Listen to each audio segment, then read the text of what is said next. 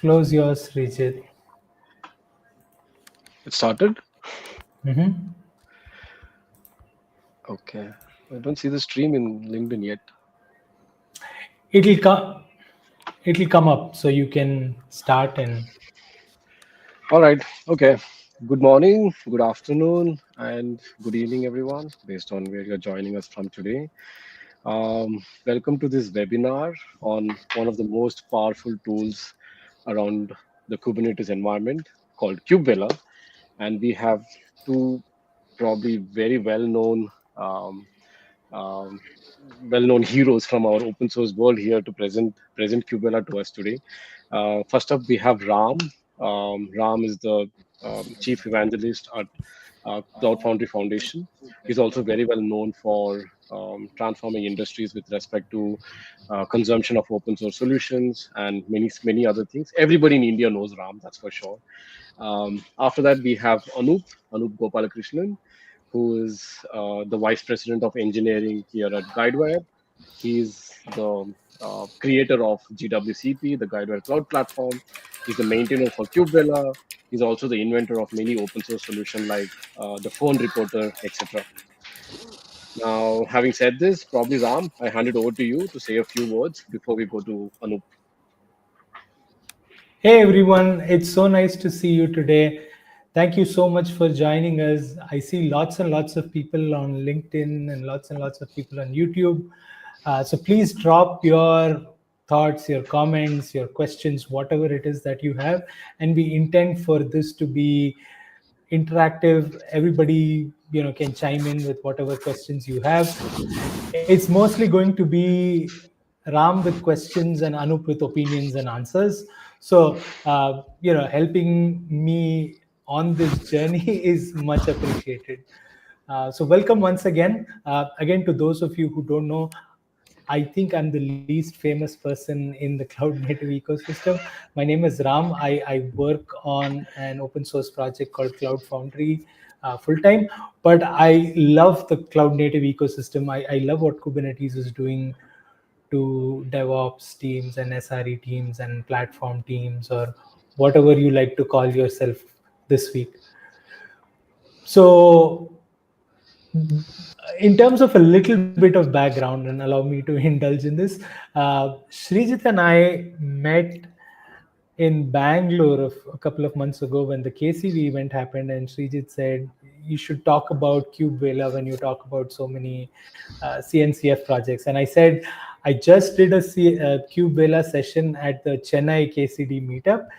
And then, we got started from there, and then we spoke about, doing something live, something online, something that, the community can benefit from. And then this whole event with Anup and this KubeVela demo and all of that sort of came together. So I'm so happy. I'm so excited to have Anup on stage. Welcome, Anup, to the circus.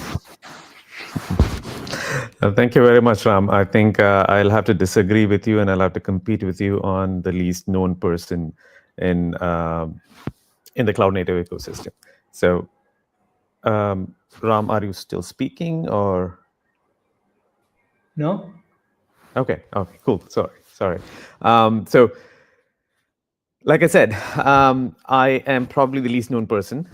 Yes, I am one of the maintainers of KubeVela. I want to start off with a little idea about what it is all about KubeVela. Let's start with what is KubeVela. KubeVela is one of the CNCF incubating projects, and we the project started off as a collaboration between Microsoft and Alibaba in order to build a sort of consensus on how to deploy applications with joy.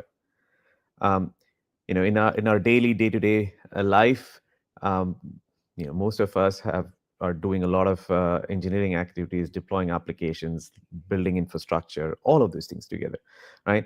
And they feel very disjointed at times because you go in a top-down manner where somebody has, as a platform engineering team or as a DevOps team or as an SRE team, has to build out your infrastructure for you, and then as an application team, you go use those infrastructure. Now, Granted, Kubernetes as a platform has made life a lot more easier compared to what it was in the days of VMs and you know racks of hardware that you need to provision. But there's still some complexity around how do we utilize all of these things.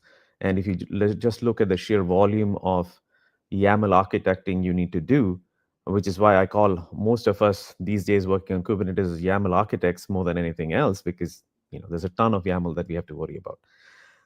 And just like anything else, our applications are not in silos. So let's start with that. Why don't we start with the idea of an application as a top level entity? Why don't we look at as platform engineering as somebody, as a team that helps these application developers with components that application developers can then compose? What if platform engineering is all about setting the guardrails and allowing the application developer to paint the canvas with whatever they want within those guardrails? So let's take a simple example. If you have to deploy an application, most of the times there's a deployment, you need a service, you need an ingress, you need replicas or an HPA or a VPA, and it is going to connect into a database. So you need a database, you probably need a cache like Redis, or you probably need to connect to a streaming service like MSK or any other message brokers. And Kubernetes nowadays provides you ways into gathering all of those information, but there is no concerted way or one place where you could define all of these things together. And your application itself could depend on other applications. You have a microservice, no microservice these days live in isolation. There are probably 3 or 4 microservices together that form an ensemble of an application. So how do you do all of these things? How do I go into a single place and figure out where my application is? What does it have? How is it doing, etc.? So KubeVela is trying to fill in that gap. And the other problem has always been about, okay, my application, I need to deploy into this cluster versus some other cluster based on maybe my conditions of data residency or data isolation. Again, these are sort of the problems that we have and the complexities that we have to deal with in the cloud native infrastructure. And yes, I'm speaking this as a person facing this on a day-to-day basis at Guidewire. Guidewire is where I work, and as part of our Guidewire cloud platform, we are building out these complexities to make it really dumbed down for our developers so that they don't and not necessarily all the infrastructure. So as I said, the other aspect of this is about multi-cluster. You may be an AWS shop, you may want an AKS, or you may want a GKE cluster in which you want to be able to send information. You want your platform engineers to be able to provide all the necessary building blocks that the application developer can use. So maybe it is a Postgres component or a database that is affected through Aurora RDS, or it could be a cloud PostgreSQL in GKE, or it could be a cloud native Postgres cluster that you're running within your Kubernetes cluster itself, right? How does your application or your developer get access to those things? And how do we make this all easier? This is the entire idea behind KubeVela.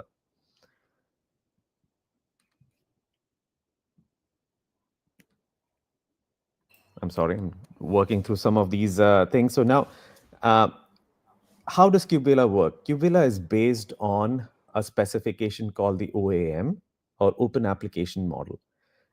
This is again something that Alibaba and Microsoft came together to define as a specification, where the focus is on application as a top level entity and go at the level where you define your application, you define your dependencies, and then based on those dependencies, you probably have traits, or you probably have operational activities that could be automated.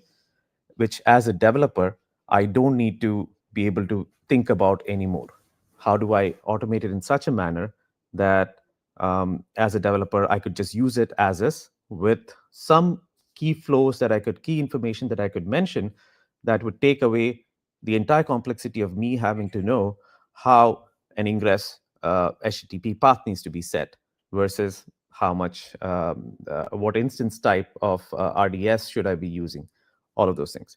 So there are, and KubeVela helps us abstract all of those things in a nice way where it acts more like a meta operator of sorts.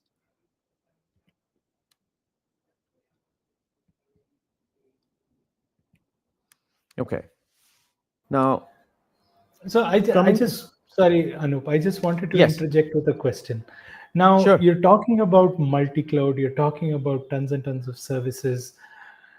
A lot of times when I explain this scenario to people, it's not clear if this thinking is only for like enterprise grade teams, or if you're Mhm. managing like large pieces of software and things like that, or even if you're a smaller company, you can extract a lot of mileage from following these patterns. So what are your thoughts around that? Is this more of an it does apply to everybody, or no, this is strictly for like the big players? Uh, that's a very interesting question, Ram. So my mantra in life has always been do not overcomplicate if you don't need to. So if your application is a single application and that's all it does, it has a database, probably this might be an overkill. But we also know very soon that the application that you started out as a something, testing some things out, very soon will become an ensemble of multiple applications. And at that point, scale and speed at which you can respond is very important.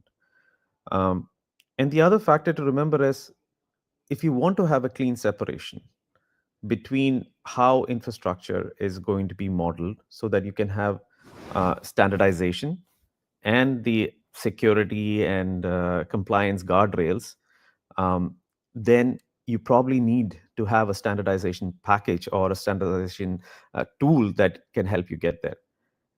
And to that effect, I think KubeVela is what would help enterprises for sure.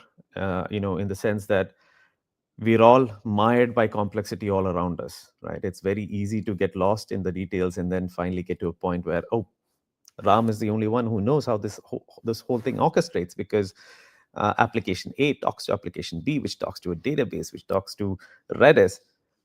And the effect here is how do we reduce that cognitive overload on developers um, and democratize that way of deployment. I don't know if that answered your question, but in short, if you have a very simplistic app, then probably KubeVilla is an overkill.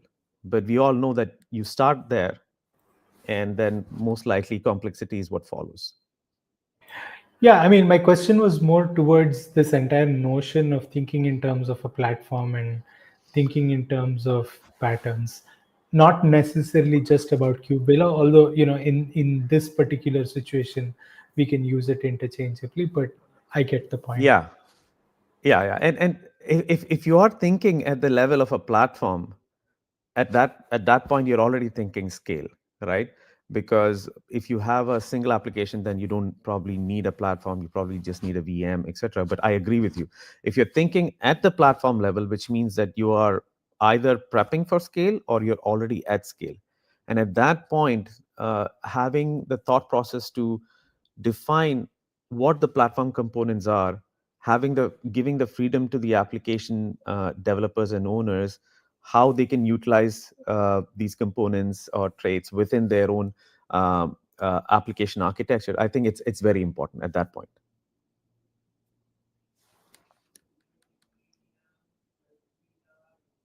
Ram, are you Yeah, yeah, I'll let you cool? continue. Sorry. All right, cool. Thank you. So that was a great question, though. So the segue to that is, as a platform, it's again all in the thought process, right? How do we, if we call ourselves platform engineers, what is our job? our job is to make sure the velocity of the app developers is as fast as possible. And when we have to do that, how do we make sure that your own velocity doesn't get reduced? Which is why tools like KubeVela, Crossplane, etc., help us achieve a lot of those things without compromising our own velocity as well as the application developers. Now, I promised Ram that I'd have a small demo soon, and I'd not spent speaking too much about KubeVela in general, but I want to start with what is the high level architecture of KubeVela. KubeVela is a set of controllers, okay, and just like any other Kubernetes component, it runs a bunch of controllers, and these controllers are what define the different um, um, abstraction layers that are present in KubeVela. And these controllers, as I said, if there is an application controller which manages what is called an application, I just want to talk about the key terminologies, and I'll come back to that slide. So there is an application controller which manages different sets of things inside of it. So what could be an application? An application could be a single container which hosts a Golang application, which is a web service. And that application, that container requires an access to a database to be able to save state because it's REST API. It could be running an NPM front end job. It could be using Redis as a cache, for example. These are all components within an application. The controller, what it does is the first step of a controller is to render this application. And what KubeVela does, or the application controller does, is it takes the application YAML file and then spits out all the different Kubernetes YAML files that are required. For example, 4 lines of code in KubeVela could spit out an entire deployment YAML file. It could spit out an entire HPA file, or it could be a KEDA YAML file, etc. Or it could be a database. It could. So the first step in all of this thing is to render, take the information that we have in the abstraction, and spit out a lot of these Kubernetes native CRs, custom resources, based on the CRDs that are already present, or run Terraform. It could be any of those. The second state is to orchestrate, right? I say I want an application that is dependent on database and that is dependent on Redis.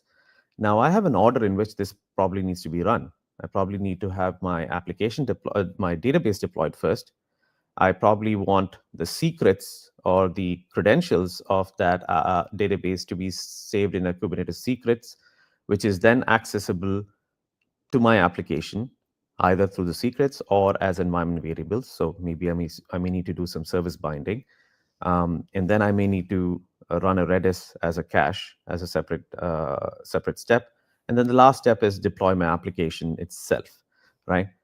And then after that, we do the management, which is a regular thing like reconciliation. So the application, if you make a change in the application YAML file and apply it, the controller is going to constantly keep track of it and make sure drift is eliminated, right? One of the other major things that why we like KubeVela, or why we have been using KubeVela for a long time, is the drift mechanism, right? Prior to this, most of our infrastructure with regards to an application was run through Terraform, OpenTofu, etc. And the drift detection there was only at the time of apply, or we had to constantly actively manage and take a look at this. But because now KubeVela is running on the control loop system of Kubernetes, we have constant reconciliation that happens between the application state, desired state, and what the actual state is, which means that if I've changed a parameter of my application, or if I've added a new property to the application, that is now instantly available at the reconciliation time for my application to start. And this helps us as platform engineers, because we could, based on certain settings, say that, hey, everybody needs to be on the latest version of database component X. And we could affect that change on the back end as well without the applications having to do this. It's dangerous to do that in production, but obviously you could do that in dev. Now, when Anup, you sorry to tell me interrupt. this story, yeah, go ahead, Srijit. Okay. Anup, sorry to interrupt, but one of the questions that usually comes up when we Mhm. talk to developers about KubeVela is we have other tools, right, like Mhm. Argo CD or Flux, etc., which also helps in application delivery. Now, what is the edge that KubeVela has over these other tool sets, which also does some of these aspects from application delivery? Yeah, it's a great question. So KubeVela also have GitOps as one of the principles within it, and it uses Flux as part of it. Uh, Again, there is an overlap with regards to the CD portion of things, um, and there is constant ideas about how things are building out, as a DAG or a directed acyclic graph with regards to what needs to be done. But I don't think Argo workflows or Flux itself has an opinion about how an entire application needs to be represented.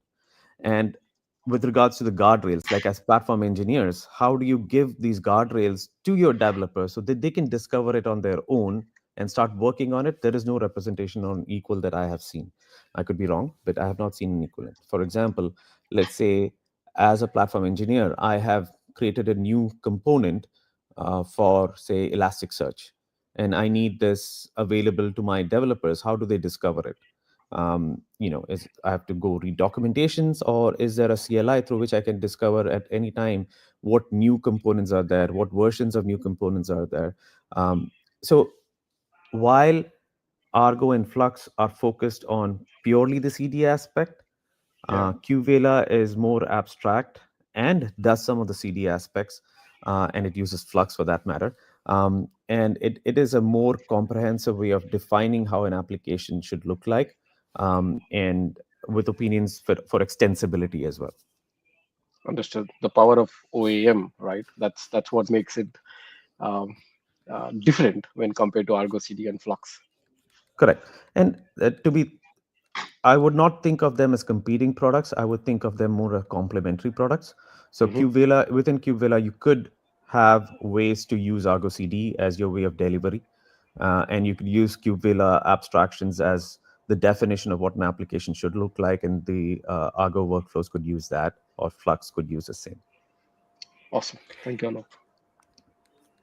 Yeah, I think that last part is key where, yes, there is a little bit of application delivery that KubeVela does on its own, but it doesn't necessarily replicate Argo's entire capabilities of application delivery. They could both sit side by side and work together.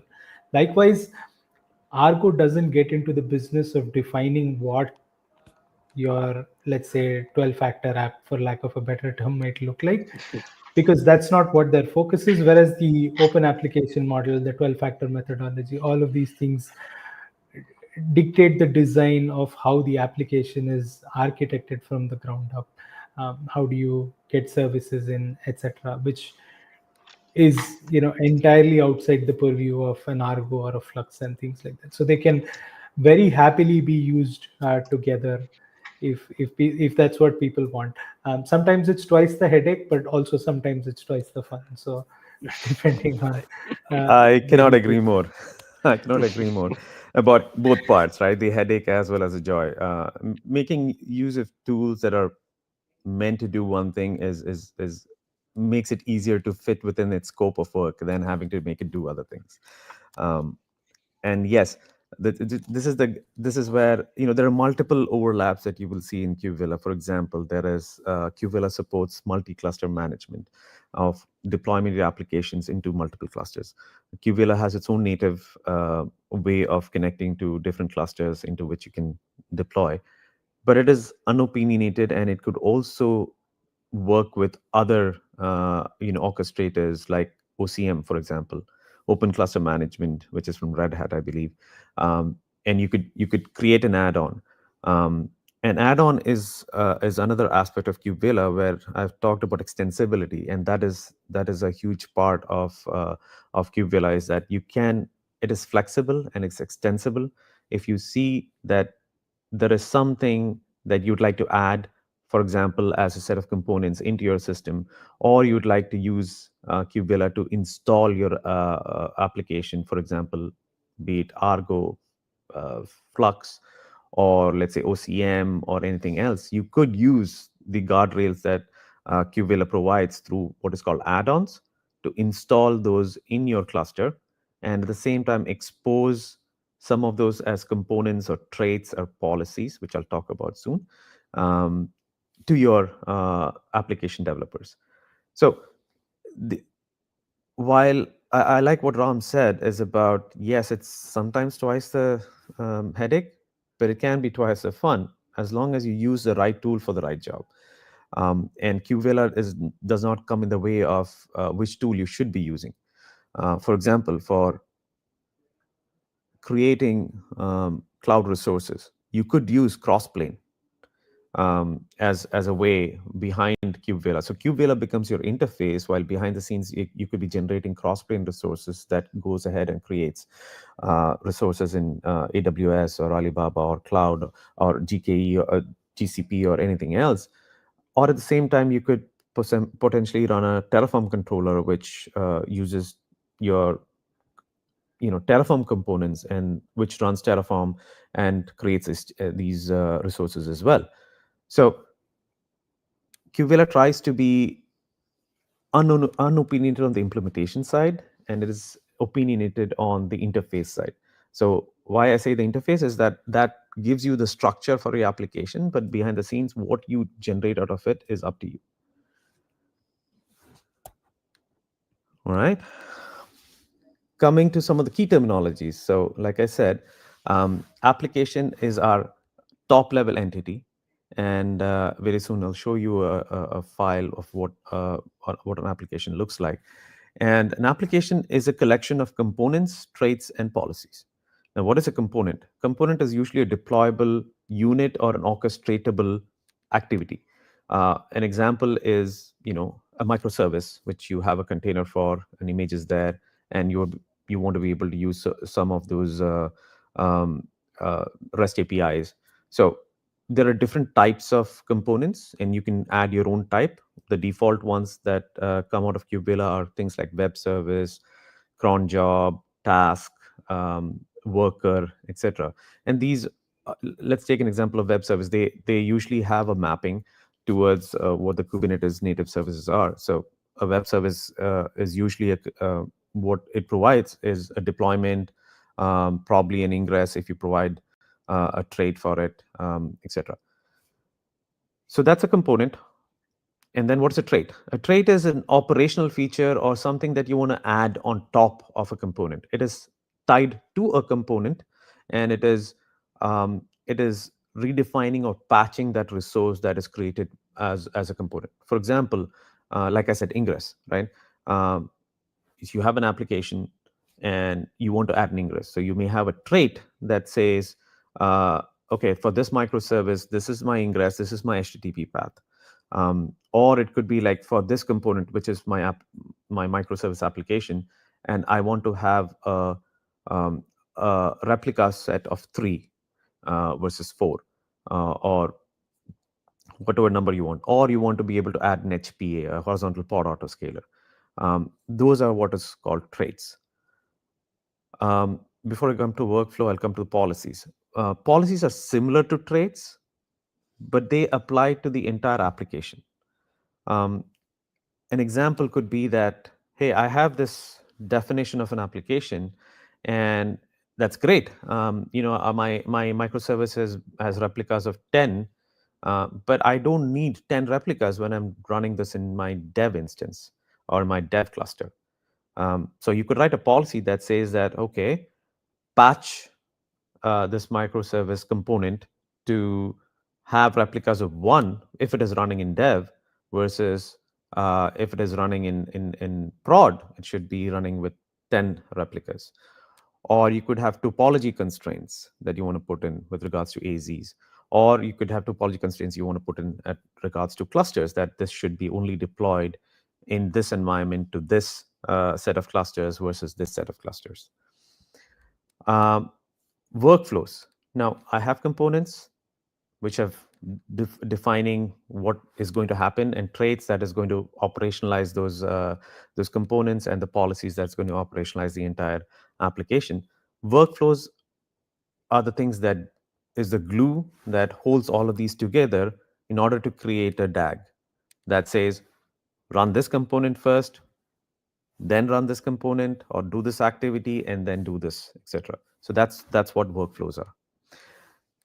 Add-ons are a way, like I mentioned earlier, for KubeVela. Using KubeVela, you could install applications or define components, or sort of like uh, open source your components to others. It's a mechanism for delivery of some of these extra capabilities that you may have. Um, KubeVela comes with its own default set of capabilities and add-ons, and anybody could, and that's defined in something called a catalog. And as a person who's interested in providing these as a platform engineer to your application developers, you could use those add-ons, or you could create your own registry of catalogs of additional add-ons that are specific to your company, and it provides guardrails that are specific to your compliance and legal needs. So that's what add-ons are. Now, this is the anatomy of an example of a Kubernetes native resource that we can see is that I have on the left that shows a deployment of an Express server. I have a bunch of things that I have to put in there in terms of, and mostly boilerplate code, right? If you look at it, I have to give my image, I have to give my port, I have to give termination messages. Many of these probably could be abstracted out. I need to create a service and ingress. Now let's see, what does it look like if you're writing an application? So you have in KubeVela, like I said, a kind called application. You're saying that I have a web service. The name is this so and so. This is my image. I need it to have 3 replicas, and I have created. There is a trait called gateway, which produces ingress and services. This is my ingress controller class, and this is my path and the port, and that could sort of replace more than these two, because I could easily have added one for HPA. So this is Open Application Model's way of defining what an application looks like, and KubeVela is the implementation of that specification. Now, we said this component is web service. The type of this component is web service. What does that mean? Now, web service is a default component that comes from inside KubeVela as a default, and we use Q as a way to define what it's going to produce. So you have the key things here is going to be what is web service? It's going to have annotations. You could default out the things that you want to put in as a kind, type, etc. And then you're going to write out in Q what that output is going to look like. So this is sort of like a templating language that you could use with ifs, conditions, etc. So based on whatever the user puts in as values, you could use that to affect what comes out. For example, the only thing that is exposed right now for web service as per this is parameter as image. So you give the image and that's it, right? And based on the image, it'll create the deployment labels, deployment app kind, the selectors, everything. And you could add your own stuff if you want to, like annotations, labels, etc. So this creates a way for you as a platform engineer to determine and build components that are specific to your organization. And you could have certain conditions. For example, you need governance labels that needs to be there for every component. You could do that by default. So your app developer does not have to think about it. Or you could expose, for example, a new parameter that says, okay, which department are you from? instead of after the image, you could say department colon string. And as a developer, you could say that that's required. And then I would have to put in the department code as well, which would probably help me in my cost analysis at later point in time. Right. So this helps us build those guardrails and also affect compliance needs per each organization. So this is explaining the same thing which I told in terms of separating of concerns. You have the different templates, and within Q, you say what is it that you need to enter as a developer. You expose only the things that a developer needs to enter. The other things that could be derived could be written out in the output section of the Q template. And if you have more than one file or resource that needs to be created, you could have outputs in which you say it's not just a deployment. I also need to create the service file. I also, as part of the deployment, you could. Oh, and here I have the example. I should have read this slide before I talked about it. So here's one about the trait. This is the gateway trait. So if you look here, we said the trait was for this component, I wanted to add a gateway trait, and the class is traffic. Now let's take a look at what that gateway trait looks like. Right? You need to be able to mention the domain, and that's a conditional. So that's why there's a question mark, which says that, okay, it's optional. The path is required, the port is required, the class is by default Nginx or whatever the user enters.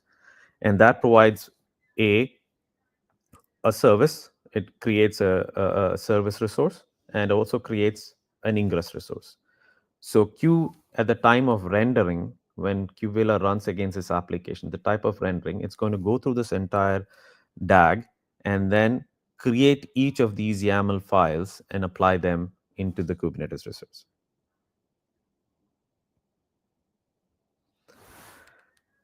So again, coming back to that delineation between the end users and platform team, as a platform team, our aim should be always about how do we create useful abstractions so that the end users do not have to know about the complexities of how an RDS database needs to be created, or how a service file needs to be created, and then have to worry about indentation issues with YAML, etc. What if you can give them all the cues and information through an abstraction where we could create all of those things for you as long as you give in the minimum required input. And that's the entire idea, right? As a platform team, you can create these definitions. They're called X definitions, which are usually component definition, trait definitions, or policy definitions. And then how do we, as a platform team, provide these to a developer, and developer can discover that very easily and is able to apply that into their application delivery mechanism. They should be able to go from staging to production, and at the same time, going from staging to production, maybe there are certain policies that needs to be applied, which needs to be more relaxed in staging, whereas it could be more stringent in production. And those are things that the platform team could take use of, while the end user doesn't have to worry about any of those things.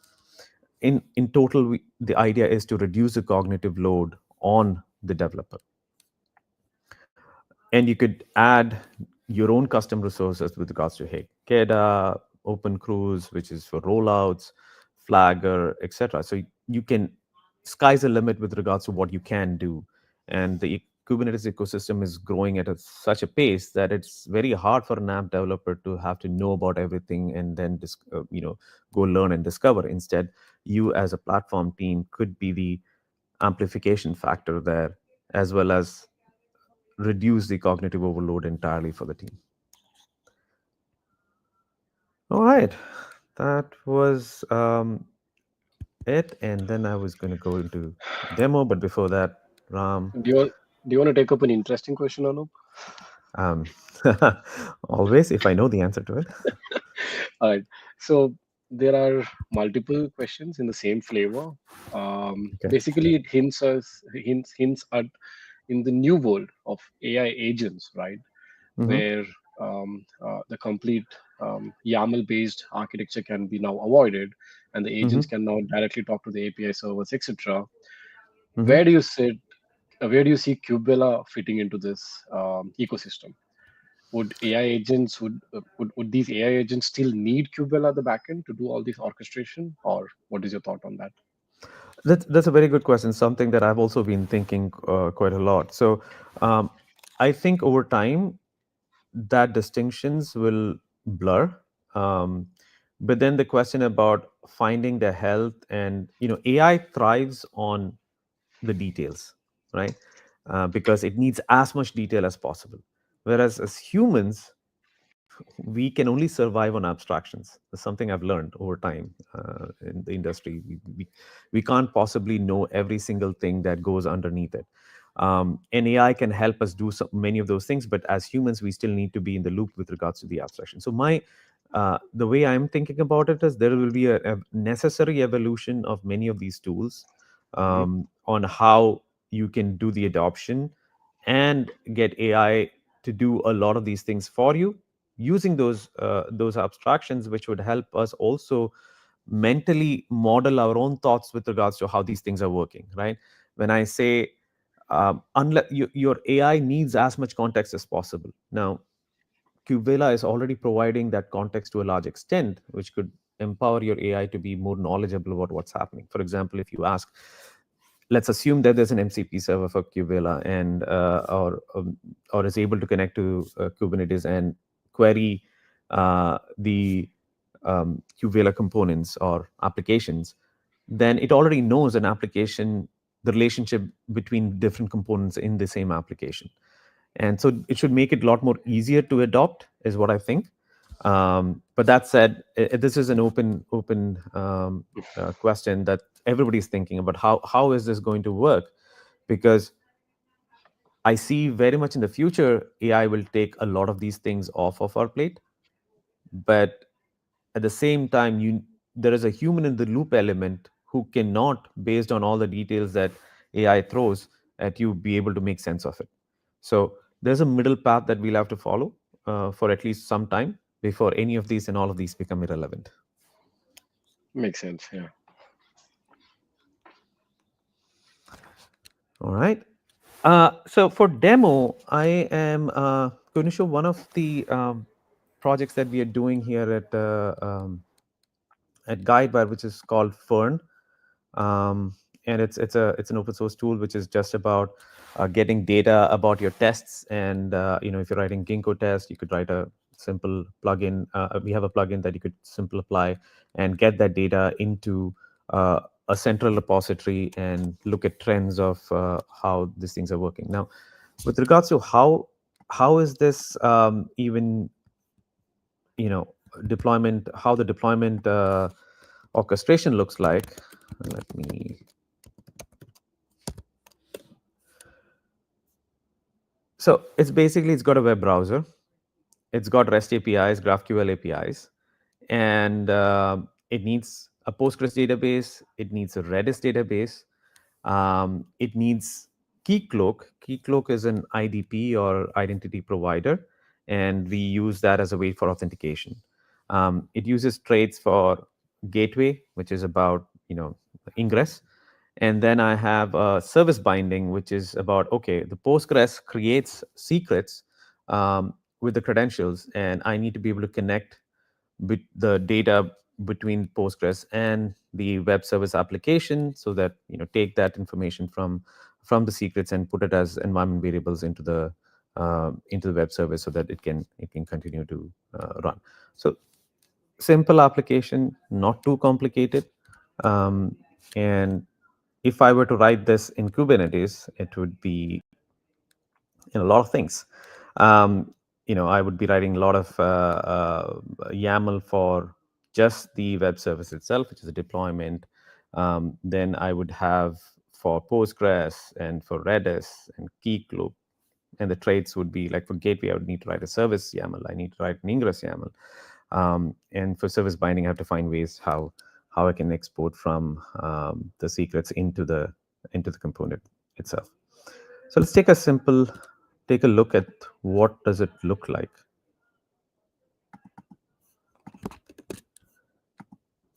Are you guys able to see my screen? It's kind of tiny, but we'll squint. Okay. How's that looking? Any better? Much better, thanks. Yeah. Okay. Okay. So, like I said, very simply, I need a Postgres, I need a Redis, I need Keycloak to be running, and I need to be able to configure Keycloak with my credentials, etc., and all the configuration that I need for Keycloak. And then I need to be able to deploy my application, which is the Fern platform. Now, as you can see, this is of kind application. And then I'm defining what my components are. And let's take a look here. It says Postgres, and the type is cloud native Postgres. Now, where do I get that from, right?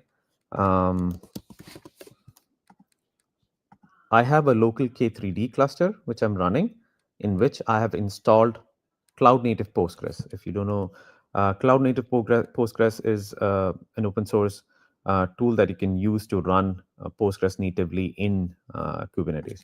So I can, as a developer, I want to look at all the components that are available to me. I can just run the Vela command, which is a CLI for KubeVela, and definition list, and I can say if I just do this, that's going to show me all of the components, traits, and policies, etc. in here. This is quite a bit, and these are all coming. A lot of things are coming out of the box from KubeVela, but I'm interested mostly in the cloud native Postgres component. Let me take a look at what is there.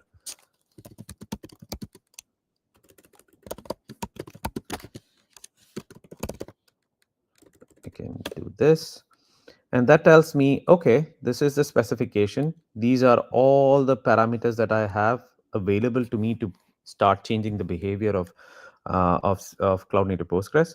And it also tells me if how many of these are required, and if I do not put a value, and if it is not required, if I do not put a value, what the default value is going to look like.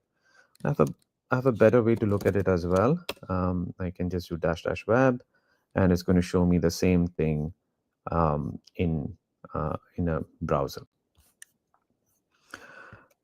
Now, let's go back. And then I have, what else do I have? I have Cloud Native Postgres, and then I have Redis. So if I look at Redis, it's also running as a web service, so it's okay. So I'm just using the type web service. So I can say, let's say I want to look at what web service looks like.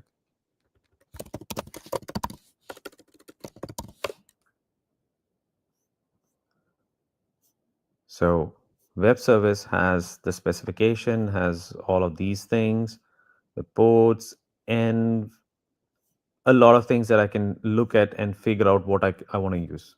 Many of these are optional if you look at it.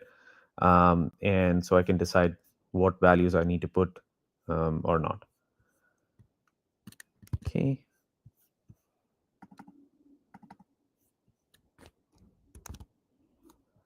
Okay, Keycloak. Now, Keycloak is a custom, this is also running as a web service. It's a custom application from Red Hat again, I think, which is an application, if you do not know, it is used for running as an identity provider, much like your Okta and others, if you want to run it yourself. And I've given some, dummy usernames and passwords, which I can use, as well as a configuration for OAuth, etc. And along with that, I also have resource limits and requests, which I've put in here. But ideally, I could have abstracted them out much easily if I created a component for Keycloak. And Keycloak, before it runs, I need to have a config map with all the configurations that I need for Keycloak. And that is a lot. So yeah, I don't want to bore you guys with all of these things, but essentially this is a configuration that will make this run effectively for the application that we need. Okay, and then finally I have my Fern application web service, and I'm saying it depends on the Postgres being up, Redis being there, Keycloak being there, and I have in that I also have traits where I'm saying, hey, apply the gateway trait, use Trafic, which is what I have running in my K3D, and I do service binding through which I'm saying, hey, this is the DB username. You're reading all of these things and entering that from this secret. You're taking the key username and putting it into the environment variable called DB user. I don't have many policies, but I've put a simple policy called debug, which helps me debug a workflow when it happens. And what is the workflow? This is a workflow. So here I'm telling exactly what needs to happen. First, deploy the database. And this is dependent on the component called Postgres, which we defined here at the very top. And similar to that, then I say deploy Redis. Then I say deploy the Keycloak config. They're just creating the config map. And then deploy Keycloak, which is going to read from the config map. So everywhere you will see depends on, that shows which step needs to be completed. And then wait for the infrastructure, wait for 45 seconds. This is a bad practice. Usually there's a way to look at it with health checks, but just for this demo, I'm using this. And then after all of this is done, deploy the application, which is like, depends for all of these things to have completed. And this is the component that you need to deploy. Coming back.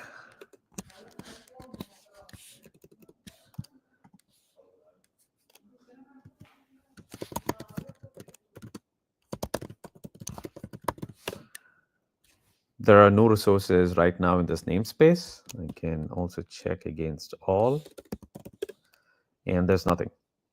So very simply, all I do is Vela up, and I give the YAML file, and hit enter.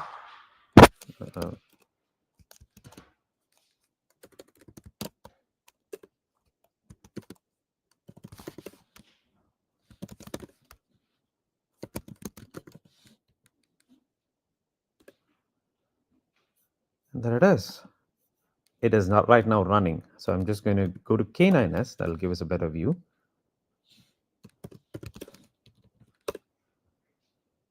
And it's already started. So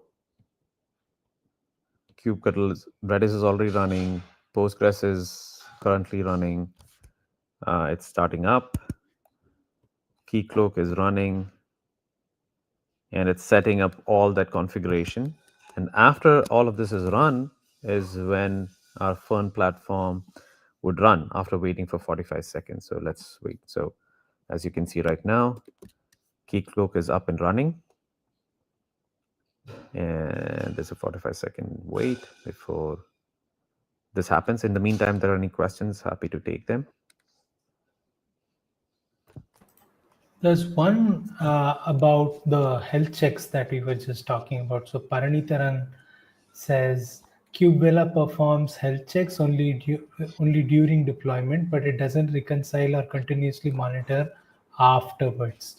Do you have any thoughts or suggestions on addressing this?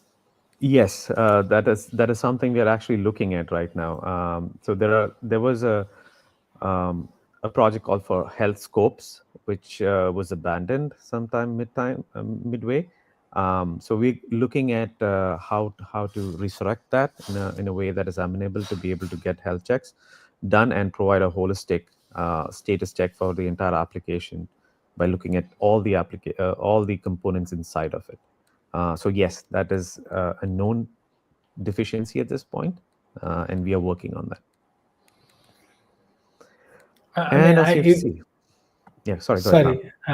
I just wanted to say, if you have opinions on what that should look like, go to the repos, add an issue, share your thoughts about what you want that design to be. Yes. Yes, absolutely. With with the advent of QX, which is a new system which I'm not very comfortable talking about. I don't know enough about it, but we can write web services to extend it further. That can do a lot of things for us. So there's definitely work in progress, and discussions happening on how we can make this a lot more robust, and we totally understand that efficiency. But like Ram said, please feel free to raise an issue with your opinions about what should it be. That way we can hear from the community, and design accordingly. And as we spoke there, the Fern application is up. I have my my Etsy hosts pointing to local. So I'm just going to use this URL.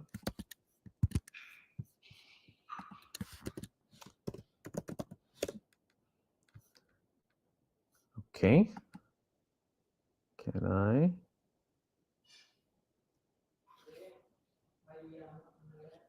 Yeah, my machine is probably creaking a little bit.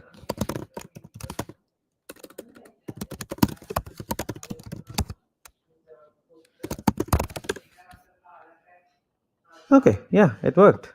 If I just want to see if it's actually persisting stuff, I can this. Can go to a repo that has some tests and just try to run them and see the data.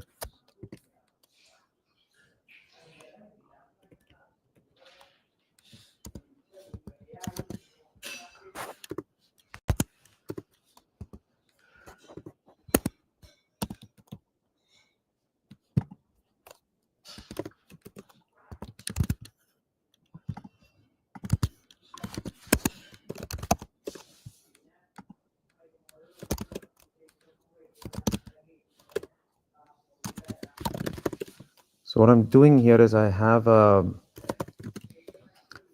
simple set of tests which is going to send, for example, here I'm sending the data after a Ginkgo test is run to the Fern platform so that I can do analytics on top of it. So let's just run this test and see if this works. I purposely put in a failure somewhere, so let's see.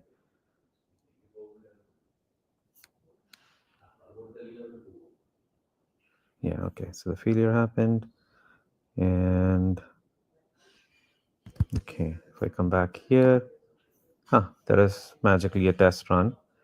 Oh, shows only 1 point at this, so I'll just run it once again. And I could go back and see. So this is all persisted. This is all going, data is all going into the database, and Redis is cache. I can drill down all this information. So again, all of this was just that one single file which I had put in there. This is all I had to put in. And obviously, this also meant that the dependencies with regards to, hey, the cloud native Postgres CRD is available and the controllers are already available in KubeVela, which is why I said KubeVela sits neatly on top of any other frameworks that or controllers that run in Kubernetes. With that was all I had. I'd like to thank everybody who's been here, and also especially Ram and Srijit for running this. No, it was great. I think I definitely learned a lot. I had tons and tons of inputs about how people are thinking about things more than anything, because you're always heads down and focused on a lot of these ways from the communities that you belong to that you don't often spend time in learning about how others are thinking and other problems that are being solved, etc. I wanted this to be an AI free stream for as long as possible, but I know that's hard, but once you get into that topic, you sort of quickly slope into the agents and MCP and this and that. I'm sure like people have tons of questions, and there is an opinion that's going on about how once agents take over your platform work, then none of this is going to matter and stuff like that. So, but anyhow, but there's also like a meta story about platforms and things where you have open application model and you have this beautiful project around it. Is there an equivalent for LLMs? Is there an equivalent for agents, etc.? And can this platform be retrofit to accommodate those agentic AI workflows where you deploy MCP servers, through a single command, so to say, with an abstraction, stuff like that. So that's the discussion I'm more interested in. But anyhow, I definitely think we should do a deeper dive into that in a stream by itself and talk about a lot of that. But this was great.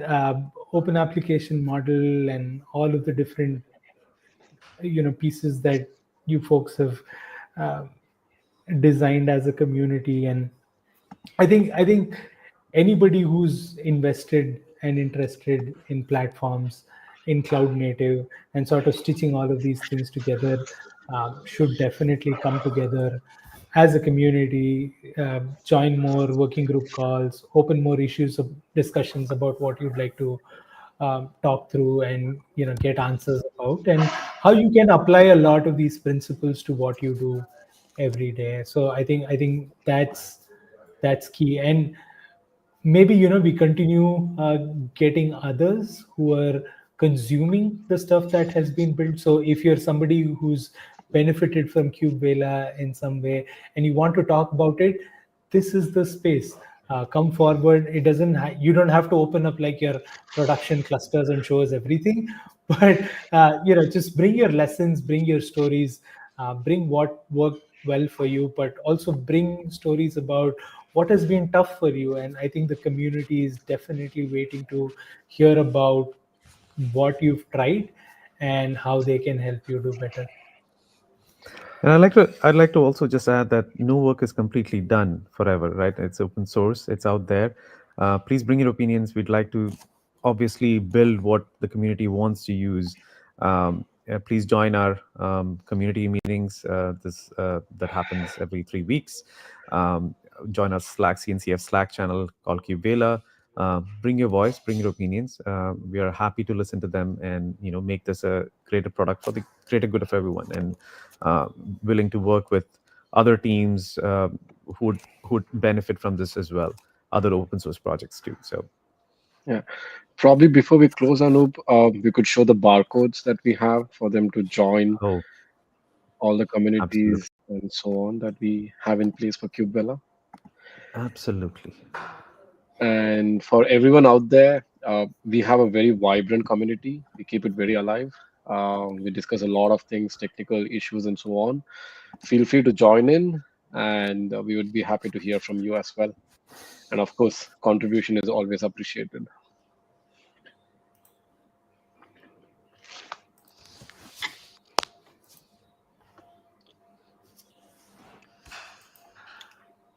I guess that's it. Ram?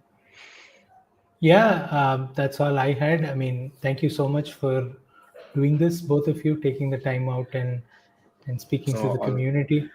all thanks to you, Ram. Thank you so much Yeah. for Absolutely. accommodating this. Yeah, and you were such a sport with it. I just came up to you and I said KubeVela. You were like, yeah, KubeVela, let's do it. It was Yeah, great. I mean, I've tried it. I liked what I saw, and I just wanted the rest of the world to see it too. That's it. Yeah. Yeah. And just Appreciate the another support. shout out, all of you here.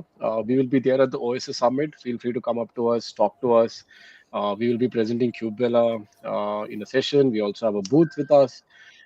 Plus, on the previous day, on the eve of the OSS Summit, we are hosting a small mixer. Just have a look at one of our LinkedIn profiles. You'll find the registration form for it. Feel free to register for it.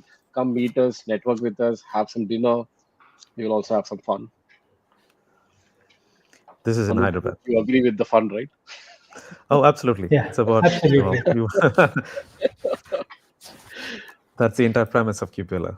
Make shipping joyful again. Awesome. Thanks, everyone. Bye-bye. Thank you, everyone. Thank you, everyone. Bye.